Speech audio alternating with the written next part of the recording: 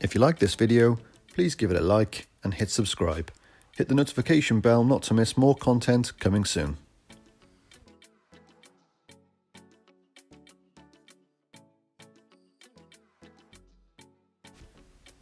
Welcome back to another episode of FPL Squad Picks.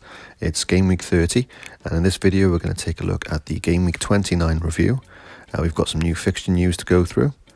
Take a little look at the international information, see what that's brought, whether it's brought injuries or whether it's brought any informed players, and some transfer options for this game week. And then we'll take a look at my team and go through the team selection and captaincy. So let's jump in.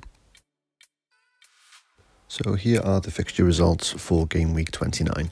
It was a blank game week for a lot of the teams, so a very reduced schedule with only 4 games taking place. We had Bamford and Rafinha both returning in the Fulham v Leeds fixture. Bamford looked like he got an injury early on but soldiered through. You never know, he may have even captained himself in his own FPL team again, but managed to get a return. So that was good for a lot of people holding on to those Leeds players. No clean sheet, but it did see Lookman, who was in a few people's teams from the Fulham side, getting an assist in that game. So Fulham did really well again to hold out an attacking Leeds and managed to get a score themselves. Moving on to the Brighton v Newcastle game, again Newcastle are struggling and Brighton looking good form at the moment. Trossard has looked decent. He was a great pick if you brought him in with some good points for this fixture. And he has looked quite strong in the international break for Belgium also, getting a few goals. I think he got a brace in the last fixture for Belgium. So it was an attacking return for all 3 up front and a clean sheet as well for those at the back. So anyone holding on to any Brighton defenders did really well, obviously minus the ones that were out through injury and team selection benching. Then we move on to the Hammers v the Gunners, and that was a really good game for goals. Goals galore with a 3-1 scoreline at half-time. 2 own goals, unfortunately, for West Ham, Souček and Dawson.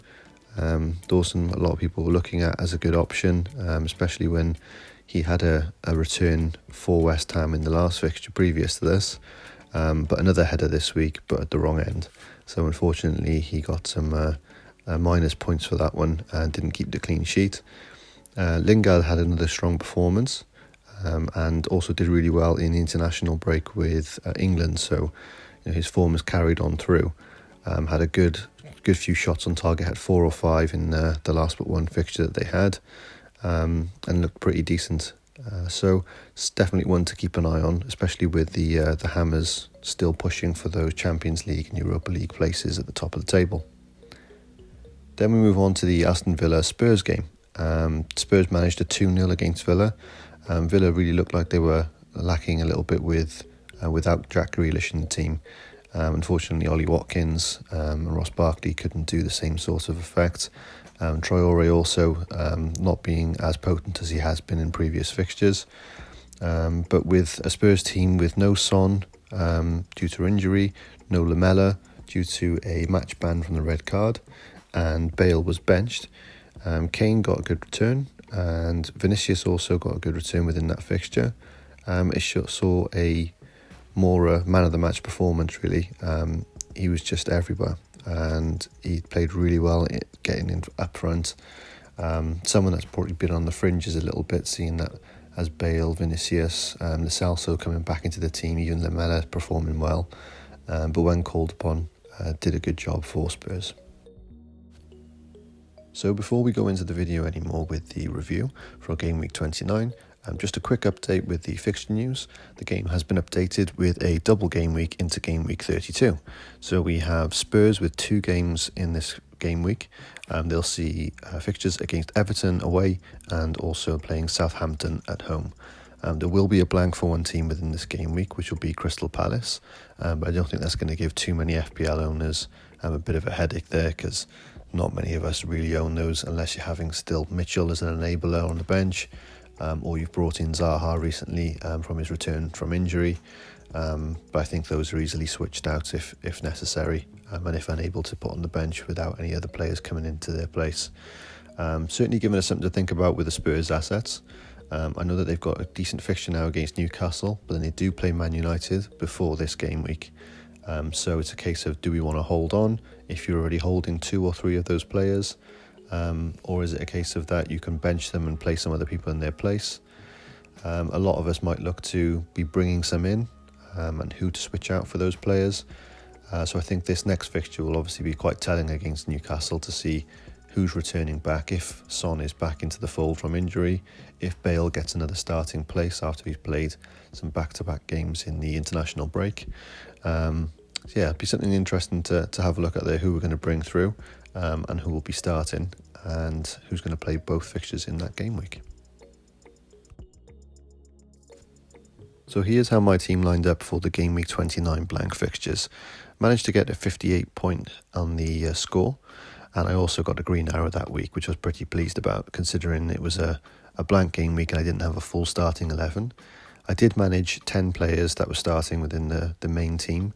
Unfortunately, with Bale benched, it did mean I only had 9, and then also Target then got a 0. So it was almost like playing with 8 players really. But still pretty pleased with the amount of goals and assists and clean sheets that came from those players that did play. I took a bit of a punt bringing in Lucas Moura, which paid off. I think he was a great option to bring in. My thinking around him was that Lamela had a ban from having the red card in the game previous. I knew that Mourinho was sort of playing around with potentially, even if Son was just about maybe match fit to get to that fixture, if he was match fit, he would have had to go on international duty. So I think Mourinho played a bit of a sneaky card there by saying he's injured, he can't even go on to the international duties. So how about you can just stay here and recover, ready for these next fixtures that are going to be important for them now going forward in the Premier League. So yeah, I think it was a wise option. Didn't predict the Bale benching, which I think a lot of us didn't. I was thinking especially with those players out that they would have played.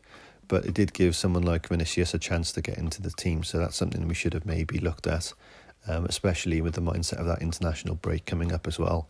And knowing that Bale does like obviously to play for Wales. So it might have been something that in hindsight we should have looked at in a bit more detail. But I did bring in both of those players. But Lucas Moura had a really good game and was pleased to see his man of the match performance for there.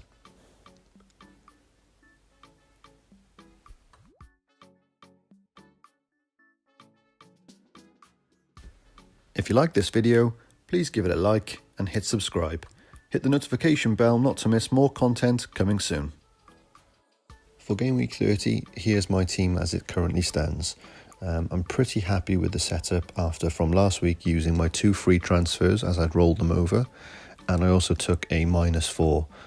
So my 3 transfers were to bring in Kane for Dominic Calvert-Lewin, and I also brought in Bale and Lucas Moura for Salah and Foden. It was a bit of a big choice to take out Salah. Didn't really want to do it, but I was just looking forward to these fixtures and thinking, in this game week, between Bruno Fernandes and Salah, who am I going to want more out of those 2 players if I was to transfer one out? And looking at the fixtures, United have got Brighton and Liverpool have got Arsenal, and Liverpool obviously haven't been in great run of form at the moment. So I went for Bruno Fernandes as the one to hold, and hoping that obviously he's going to get a better return in this game week than Salah would have. So it's a pretty strong lineup at the moment, and as I said, I'm pretty happy with it. It's one of those weeks where I could potentially leave them as is and not make any transfers and roll it over, but we'll have a little talk about that later with the plans going forward, especially with that game week 32 double in mind. So for this game week, the fixture and team focus, I've listed a few teams there that look like they've got some good fixtures. So just in order of where the fixtures are listed really, you've got Chelsea there against West Brom. That is a really good fixture for Chelsea. At the moment, I've got no Chelsea assets, and that's something that we could be looking at the moment for a lot of FPL managers because they've got a really good run of fixtures. It's just who to bring in, because Tuchel has been switching around and changing. Does seem like he's starting to sort of cement his team a little bit more now and get a bit more of a starting 11. But I think there will still be a bit of a sort of Man City-esque rotation going on within that squad because they've just got so much talent and so many players on the bench. Leeds again have Sheffield United. Really good fixture for them. Sheffield United haven't been looking good. They haven't been leaking loads of goals all season, but especially now losing Chris Wilder, it seems like that is gone a little bit. So they're almost starting from scratch again. The players are a little bit deflated, and they are letting in a lot of goals. So that could be a really good fixture for Leeds. We also then have the Spurs game. I know they have the double in game week 32, but this one against Newcastle, they're another team that are sort of low on confidence at the moment. And even though it was a 1-1 in the last fixture, Newcastle managed to just pinch that in the last few moments of the game. And Kane got a return in that fixture as well. So I think that they could definitely do more, and there is a lot more sort of, not so much pressure, but there's definitely a bit more urgency from the Spurs players to be getting good results in the Premier League now for their next season. Obviously chasing silverware if Mourinho still sticks around for the next season. Then we've got the Villa fixture against Fulham. Again, I know that Villa didn't have a great game against Spurs in last week, but hopefully Jack Grealish is potentially back from injury. Have to wait on some updated team news later this week. But fingers crossed he'll be back in time for that game, which might give them a bit more of an attacking threat. Fulham have been looking a bit more solid at the back, but it's nothing that obviously to say that both these teams can't get returns. You might not see clean sheets, but it might be a case of that some of the attackers can get some good points from there. Man United have a good fixture against Brighton, although Brighton have been playing a lot better recently. They always have the sort of expected goals, but they have been converting them as well. The defences look pretty solid since they brought in Sanchez in goal as well. A few new defenders like Veltman, they've come in and done really well. So I think it won't be a sort of easy run for Man United, but it's certainly a good fixture. You would expect that when they've got all these players back now from their international break, they should have a good, strong setup there to be able to get some points. You've got Everton then as well. They've also got quite a good fixture against the Crystal Palace team that are one of these, again, low on confidence teams, haven't been performing well as of late and been shipping a lot of goals. So even though someone like Dominic Calvert-Lewin hasn't been great, he did have a bit of a refresh there with England. He did score some goals. So it might be that when he comes back to the Premier League, he's sort of got that bit between his teeth again. Or Richarlison, who has been performing well before the international break. So you've got some good attacking options there.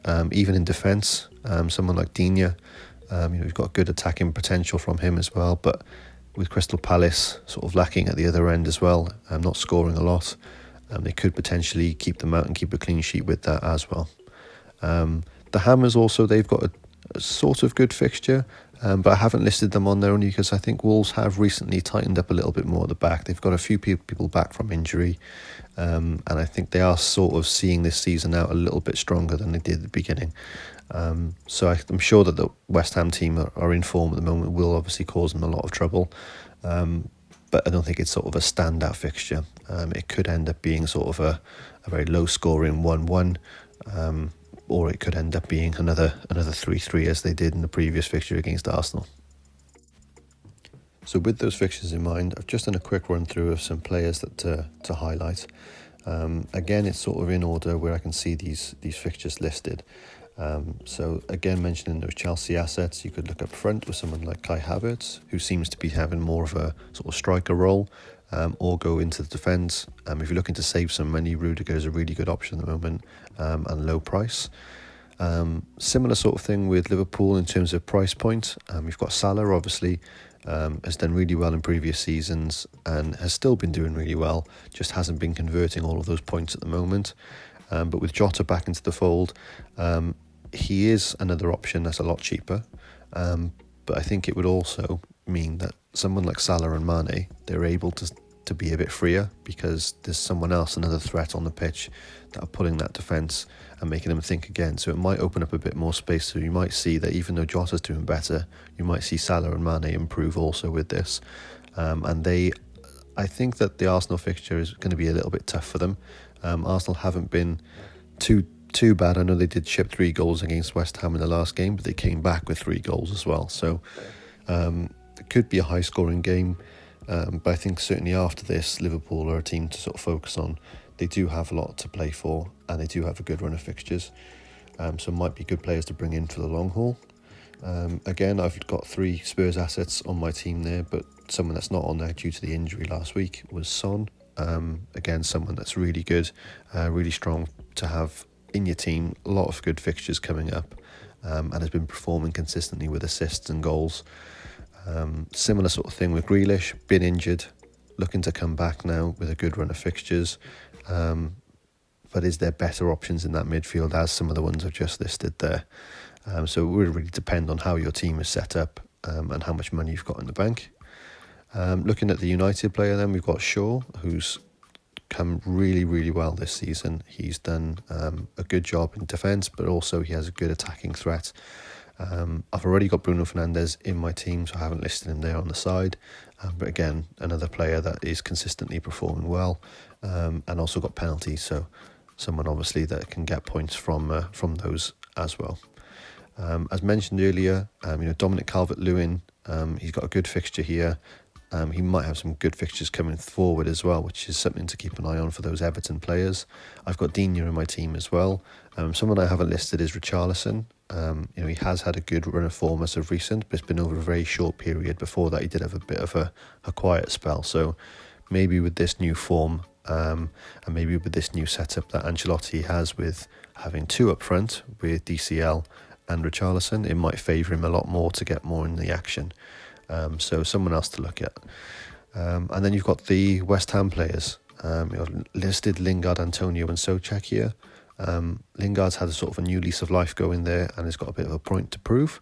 Antonio, again, always a threat as long as he can stay fit. He's a good goal threat. Souček has been great for the Hammers, even with Antonio there. And also he's gone away on the international break and been just in good as form. So someone that's a good cheap price point, who's got good fixtures and got something to play for, might be worth bringing in, especially with people like myself who have got Rafinha, who's got a good fixture this week. But then after this, it does start to get a bit more difficult for the Leeds players. Could be a case of that he's a good switch to be a good enabler to get some more premium players in the midfield. As mentioned earlier, I would like to keep my team as is. I think it's got a good structure for this game week. Don't feel that I would really urgently need to bring someone in. You could argue obviously someone like a Chelsea player with a good fixture against West Brom, but also just looking at the team as it stands, I could quite easily get starting 11 out of those and still have a bit of a headache with benching. So do I want to give myself those extra options? But if I was to transfer out, I think I would be looking at either Lucas Moura or Bale. I know I've only just brought in Lucas Moura and Bale, but just that uncertainty in terms of Jose's thinking of benching Bale. He's just come back off a Wales international break where he's played 3 games back-to-back within a week, and they were so cautious about sort of managing his minutes for injuries. Would they do the same for this game where they maybe think it's Newcastle, they're not as much of a threat, we've got Son back, Lamela back, Lucas Moura is in form, Vinicius is scoring. Would they then potentially say, well, bench Bale, and he might end up coming on for sort of like a last 10 minutes just to sort of give him a run out? The other side of that coin with Lucas Moura is sort of the same thing as I was mentioning with Bale, but having these other players that have been in the starting 11 a lot more, like Son coming back from injury, but also Lo Celso. At the beginning of the season, I think he was more Mourinho's go-to man. And then if he does play Bale, because he'd benched him in the last Premier League game and saw how he had a good run of form in the Wales fixtures, that he might say, give him another run out. And it might mean that Lucas Moura does go to the bench and is saved for the more sort of bigger games, or to be brought on as an impact player if they're struggling against the Newcastle team towards the end of the game. So it's going to be a bit of a guessing game. Ideally, I think I would like to just keep the 3 Spurs players against the Newcastle team if I knew they were all starting. So might be one to keep an eye on for late team news and make a decision on that later in the week. There are favourable fixtures throughout this team I've got set up here. A lot of the players I've got, as I mentioned, Spurs, but I've got 3 Leeds players against the Sheffield United team. If I was to keep just those from those 2 teams, that's 6 players done. Bruno has got Brighton, so I think that's another picks itself really to keep him in there. I've also got Ollie Watkins, who has got up against a Fulham team, who he also has just scored in the international break for England on his debut. So again, it shows that with the right service, he can be a threat. So hopefully Jack Grealish coming back maybe supplies that. And even in defence, I've got Target against the Fulham team, Digne against the Crystal Palace team, and then Dallas as a defender but also an attacking threat against the Sheffield United team, who are all sort of teams that aren't really scoring a lot of goals. It's quite difficult to actually look at the City players and think that they are a better pick than any of those players I've got at the moment, especially against a Leicester team that have been scoring a lot of goals. I don't think I'd maybe want to want Cancelo in there. He's great attacking threat as well, but Leicester have got some good informed players. Iñárritu's come in and been brilliant at the moment. They still are missing Barnes and Maddison. I'm not sure how close they are to injuries sort of returning back to play yet. They've still got Vardy there as a threat, even though he's been a bit off the boil at the moment. And even Telemans in defence. He's had a good Belgium, few fixtures as well for Belgium. So, there's a lot of players there that could sort of spoil that clean sheet. Even though Gundogan has been scoring a lot of goals recently, and even he did it well as well for the international break at Germany, it's going to be a hard choice to sort of take out someone for them when, if you look at the other fixtures, they are sort of really favourable. So I'm just looking at Lucas Moura and Bale and thinking, do I switch them out? But then does that give me more of a benching headache? Do I risk just starting them? And then I know I've got Gundogan coming off the bench. It's a bit of a, like I said, last minute decisions to be made with the team news that gets given. If you'd like to keep up to date with the latest video posts, locked in team selections and chat during the game week, then you can follow me on Twitter at FPL Squad Picks. The initial plans from the transfers last week and preparing for this week in Game Week 30 was to use the 2 free transfers and a 4-point hit, not only to get enough players to play in that blank game week, but to set myself up ready for this Game Week 30. I think I've done that pretty well. I've got a team which I could just go with a starting 11 and it'd be pretty solid in comparison to the fixtures. There are a few players that I would feel like I'm missing out on, but it would then enable me to roll a transfer over that would have a 2 free transfer going through towards the end of the season. So that's my sort of original plan, and to try and navigate and build a team ready for that Game Week 32 double. But saying that, I've already got 3 Spurs assets, so it might even just mean a straight switch. So that would be looking at the next option is to either bring Lucas Moura and Bale out and then bring in Son if he is back from injury. So with the Game Week 32 double in mind, I already have 3 Spurs assets, but it would be a case of potentially looking at those 2 midfield players I have in Moura and Bale to see how many minutes they're getting, with an informed Son, hopefully injury-free and back, and also Lamela coming back from his 1-match ban, even Lo Celso having a bit of time now as well from his injury. It could mean that those minutes are managed between those 2 players. So to bring someone in that's more nailed on might not be the worst option. But if I am to just stick with these 2 for this game week and roll that transfer, that would be something to try and help me get a good team for the Game Week 32, having 2 free transfers at that stage. The other option is to actually do it this week and bring in potentially Son for one of those 2 and do a straight Spurs switch. And another option would be to try and focus on the other good fixtures that are coming up, such as the Chelsea-West Brom game. Could take a punt this week on bringing in a Chelsea player. There is a bit of a risk with that, so if I was to look at doing that across the midfield, I'd probably want to bring in someone like Kai Havertz, potentially Mason Mount. Both have had good international breaks and have been looking good for Chelsea prior to that as well.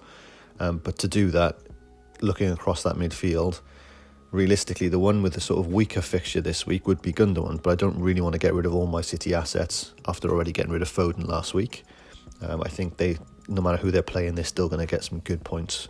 Again, if you look across the other 4 players in that midfield, they've all got relatively good, strong fixtures. The only sort of option would be to potentially take out a Spurs player, just based on, are they going to get a full game? Are they going to play at all? Will Bale be benched? And it's a case of he's just had 3 games for Wales back to back within the space of a week. So it might be a case of that he makes way, and as Moro was performing really well in the last game week, that he might manage to keep his place. So it's a bit of a risk, because obviously they do have a really good fixture against Newcastle, but then it's sort of lessened by the fact that Chelsea also have a really good fixture in West Brom. That also would be someone to hold for the next coming game weeks. Chelsea have a really good run of fixtures from now until the end of the season, so it wouldn't be the end of the world if there was sort of like a like-for-like in points that week. Going forward that it's quite a good pick, and you can always look then to bring in another Spurs asset next week as and when you know more about how the team is set up. After just discussing about obviously looking at the rollover transfer this week, potentially to do that to build for that game week 32 double for Spurs, and being that I already have 3 Spurs assets, a lot of people might be having 2, maybe Kane and Son still if they've held him, or brought in Bale for last week's blank. So it would be a case of that's a good setup. It looks strong for the game week 32, but not to forget that game week 31 in the middle, it doesn't look great for holding a lot of the players that would potentially have better fixtures in game week 32. And as I mentioned then about sort of bringing Kai Havertz in, Chelsea are a team that do have some good strong fixtures, and they wouldn't be the sort of worst people to have across from this game week 30 into game week 31, who they then play Crystal Palace and going forward. So it has crossed my mind to potentially use the wild card next week. I will be looking at that a little bit more, but I think I do need to have that in mind at the moment, and I think a lot of FPL managers that are sort of thinking of when to play any last remaining chips that they have really got to sort of plan ahead a little bit now towards the end of the season. Say, for instance, if I do decide to roll a transfer this week, but then hit my wild card next week, there's not going to be much point in doing that, because all I'm going to do is after game week 32, I'll go back to my 1 free transfer. So holding a transfer this week for the sake of trying to roll it forward and then getting rid of it with a wild card next week is pretty pointless. If it's a case of I do decide that I'm going to be hitting the wild card next week, then it might be best to not roll a transfer this week, take a punt, go with someone that you're going to look to potentially hold if you decide against the wild card next week for whatever reason. Injuries have come into the play, or you're looking at your team and thinking actually it's probably quite workable. And I know that there are some other fixture scheduling, different situations to come towards the end of the season due to crowds coming back into stadiums. So there might be some last minute changes that people might want to hold on to wildcards or free hits for. And I think that's not the sort of craziest idea either. It's a good plan, it's a good strategy. That was sort of in my mindset originally. But just looking at that game week 31 and who I'd have potentially only 2 City assets against Leeds, but then I also have 3 Leeds players that are against the Man City team that are really good in-form players. They've got a good strong defence, even though Leeds are very attacking, and I think it might be a sort of, that's going to wrap up about 5 of my players within one fixture that really Man City look a bit more favourable for. Looking down then through the week, you've got Liverpool against Aston Villa.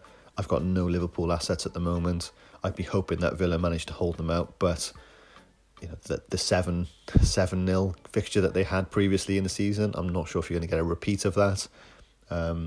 And then obviously, like I said about the Chelsea assets, they've got Crystal Palace at the moment as it stands. I've got none of those players. You've got Spurs and Man United playing each other, so even though you're holding 3 Spurs players for the game week 32 double, they're in a fixture against Man United, who again, the reverse fixture was 6-1 to Spurs. I don't think you're going to see the same sort of points haul for Spurs team in that game. I think a lot has changed since the beginning of the season. The team has settled down a lot more. Tottenham haven't been as attacking, only getting a few goals and a few shots on target within their fixtures. So a lot of my players are wrapped up in big fixtures, and some of the better fixtures that week, I'm sort of going without those players. So to navigate game week 31 with potentially using the 2 free transfers, but again, I don't think it's going to get me the starting 11. It's going to be really solid, and I think it might be a case of, if I think of potentially using the wild card this week, I've really got to take the transfer this week just to make use of it. I think rolling it obviously just wouldn't make sense. So anyone that's obviously still got a chip, like a free hit or wild card, something to think about. that if you are planning on using it, but you're not sure, and you're also looking to roll transfers to get the most out of your game weeks 32 that's coming up with the double, just bear in mind that once you've hit your free hit or wildcard chip, it does take away the extra transfer that you've rolled over, and you will revert back to the one free transfer for the following game week. So back to the game week 30. Here's my team selection as it stands at the moment. This is without making any transfers, and if I was going with the sort of roll transfer plan, Spurs have got a good fixture there. I'd be really happy, obviously, seeing that if we hear any news from Mourinho that both Bale and Moura are going to be playing. It's pretty nailed on that Kane will play again, even if he did play in some of the international break games. He did also have a little rest in some of the fixtures there as well. So I think I'll be keeping a close eye on what news comes out of the Spurs camp. But I'm hoping that Moura at least gets a game. It might be a case of that Bale is rested after his international break, playing all 3 games within a week. So as you can see, I've got the City assets benched at the moment. That is really sort of something I need to also decide on a bit last minute. I think that's going to be... I'm kind of looking at the striker situation. I know that Bamford is in yellow at the moment, and he did pick up a little knock in the last Premier League game, but there's been obviously just over a week now to recover from that.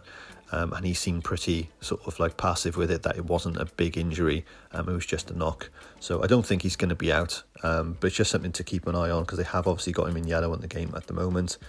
If that was the case, I know he's got a really good fixture against Sheffield, but I think bringing in someone like Gundogan then as a replacement wouldn't be the end of the world. It might even mean that I just keep him on there for now, and hopefully then if he does get a game, great. If he doesn't, I've got a good bench option. The other thing to bear in mind is having those City players on the bench is going to be a really nerve-wracking watch against Leicester. Leicester are a good team, but they can obviously leak goals. And Gundogan has been scoring for Germany. He's been scoring for City, even with the return of Kevin De Bruyne. Cancelo I'm not as worried about, because I can't see, even though they've got a good defence, I can't see them keeping a clean sheet definite. I think it's going to be quite a tight game. They've got some good attacking threat, Leicester, so they might concede. And I just think that it's a bit of a big call to put 2 City assets on the bench, regardless of the fixture, really, just because of their form has been so good at the moment.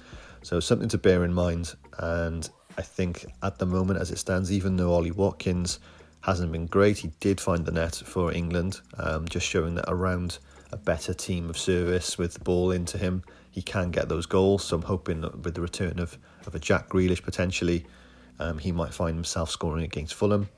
I can't really see anyone else within that midfield other than the Spurs assets that I mentioned. You know, if there's talk of potentially Bale not playing, he could go to the bench, Gundogan could come on, and then I'm just holding that Spurs asset for the game week 32. Nothing to say that I can't just switch him out next week. So a few decisions to be made this week. I think I'm pretty happy with what I've got, and it's more a case of I've actually got too many players to pick from, and just a bit of doubt around those 2 Spurs assets in the middle. So I've got my, as I mentioned, free transfer to potentially bring in. If I was going to make one, it would probably end up being a transfer for a Chelsea asset like Kai Havertz, or just go straight to Son, knowing that he's going to be starting every time he can when he's fit and well. For captaincy this week, I've got mine set on Kane at the moment. I think it is a really good fixture for him and the team. I think that he is going to be involved in something, whether it be an assist, whether it be a goal for himself, and also he has penalties as well. He did score in the reverse fixture. It was only the 1 goal that came from him, but I think a lot has changed obviously since that first few weeks. The teams have sort of settled in a little bit better for Spurs, and I think the reverse has happened then for Newcastle, where they've obviously been lacking a lot at the moment. So I think that's the more sensible option and the safest option. But that's not to say that there aren't other picks this week. As you can see, I've listed a few here. I put Bale on there because if he does play, he has been playing well for Wales in the international break, and he could see some good points come from against a Newcastle team. And the other option then would be if that was switched to, say, Son or Kai Havertz, they could be sort of an outside option for captaincy as well. But not looking past, obviously, Bruno Fernandes against Brighton, who have been a bit more defensively solid as of late, but still, Bruno can get points against anyone. We've seen him be so consistent, and even with the penalty threat as well, he can pick up points there. And with the Leeds boys as well, getting a good fixture there against Sheffield United, they're looking a lot weaker at the moment, Sheffield, with losing their manager. I think anyone of Rafinha and Bamford could get a good points haul. So they're another sort of option for captaincy this week. And even Ollie Watkins, as I mentioned, it's a case of his form. He's really sort of pushing and he's always up there and getting involved, but just hasn't been able to convert those into points a lot of the time. Hopefully with Jack Grealish being back, he will get in amongst it. So there's quite a few options that you can go for this week. I think the majority of people will be going for Kane, as I think it's the most nailed on decision and the safest pick. But that's not to say that there aren't other options that are just as good. So it could be a week where captaincy actually makes a big play in your rank. And I think that if you go for the right one, then it might mean a case of if Kane should blank against a Newcastle team and someone like Rafinha or Bamford go on a big point scoring haul against Sheffield United, then you could see some big swings there in points. So something to bear in mind. I hope this has been helpful and given you a lot to think about for the coming game week and that double game week coming up in game week 32. And we'll see you again soon. Feel free to leave a comment below about who you think will be vital this week and going forward. If you feel I've missed anyone, put their name below to hear mine and other managers' thoughts.